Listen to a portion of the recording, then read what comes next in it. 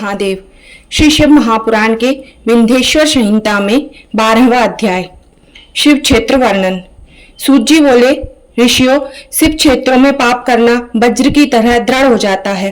अतएव मुनियों, पुण्य क्षेत्र में निवास करने पर किंचित भी पाप न करें और जैसे भी हो सके मनुष्य को चाहिए कि वह सर्वदा पुण्य क्षेत्र में निवास करे। गंगा आदि नदियों के तट अनेक तीर्थ हैं। 60 मुख वाली सरस्वती नदी बड़ी ही पुनीत है। इसके तट पर निवास करने वाला ब्रह्मपद को प्राप्त होता है। हिमालय से निकली सतमुखी गंगा नदी पतित पावन है। उसके तट पर वास करें। काशी आदि अनेक पुण्य क्षेत्र हैं कि जिनमें जाकर बसें। सोनभद्र के तट पर बसें। उसमें स्नान करने और यहाँ व्रत करने से गणेश पद प्राप्त होता है। हिमालय से निकली सतमुखी गंगा नदी पतित पावन है। उसके तट पर वास करें।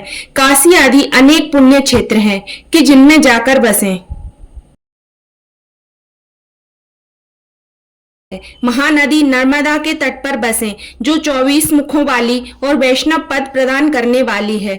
12 मुखों वाली तमसा नदी, 10 मुख वाली नदी और महापुण्यदायक गोदावरी के तट पर बसे कि जहां बसने से ब्रह्म हत्या तथा गो हत्या का भी पाप नष्ट हो जाता है। यह 21 मुख वाली गोदावरी पुण्य लोक को देने वाली है।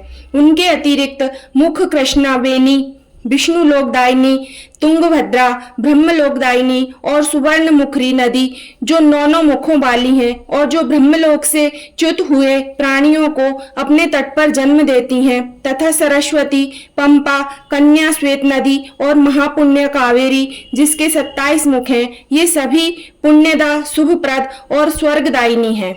ये भी पुण्य क्षेत्र शिव लोकदायक, अभीष्ट फलदायक हैं।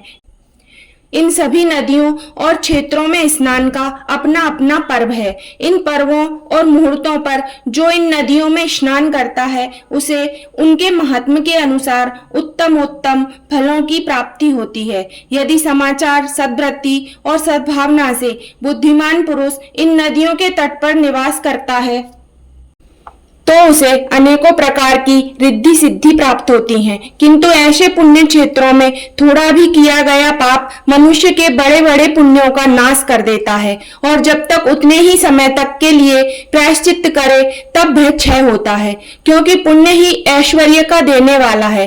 कायिक वाचिक पाप तो शीघ्र नष्ट हो जाते हैं, परंतु मानसिक पाप वज्रलेप के समान होता है, जो कल्प कल्पांतक नहीं छूटता और केवल ध्यान से ही छूटता है।